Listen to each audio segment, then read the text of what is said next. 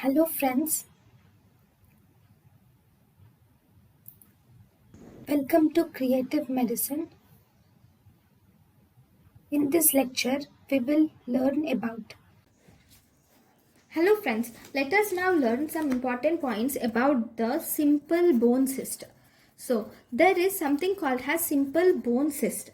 This simple bone cyst is actually a developmental or reactive lesion. It is a developmental lesion or it is a reactive lesion. It is most commonly seen in first decade of life and it is most commonly seen in males when compared to females.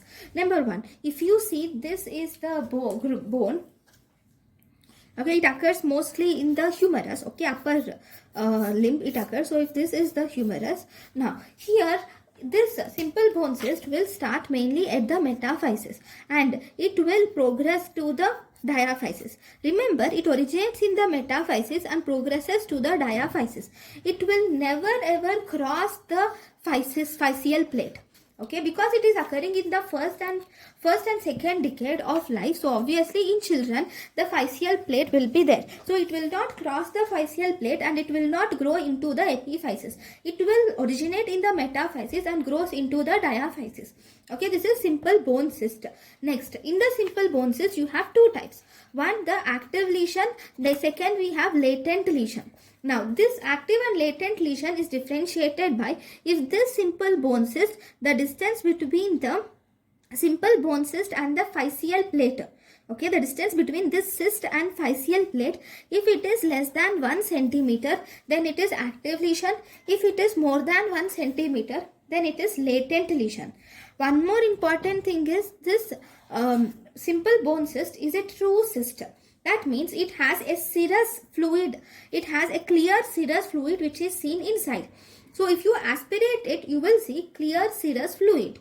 Then on X-ray, you will see there is a radiolucent area is present which is well demarcated with clear periosteal reaction also. There is a sign because of this fragments of bone, there is a falling leaf sign which is seen like this. So this is a pathognomic sign which is fallen leaf or fallen fragment sign can be seen. Okay, so because it occurs in the first and second decade, this is the most active during the skeletal maturity. It is mainly active during skeletal maturity, and once the patient reaches or completes the growth, it will resolve spontaneously. You do not need to do anything in such cases.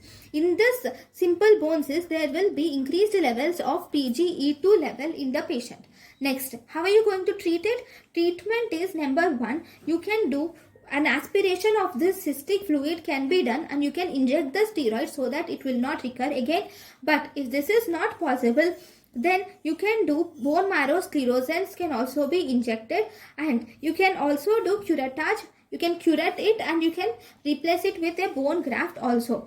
Because this is a simple bone cyst and it is in a young patient, radiotherapy is completely contraindicated.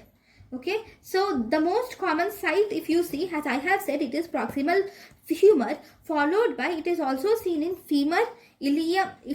First it is in humerus and it is also seen in followed by femur, and sometimes it can also occur in the ilium. Especially in the adults, this simple bone cyst can occur in ilium and calcaneum also. Thank you.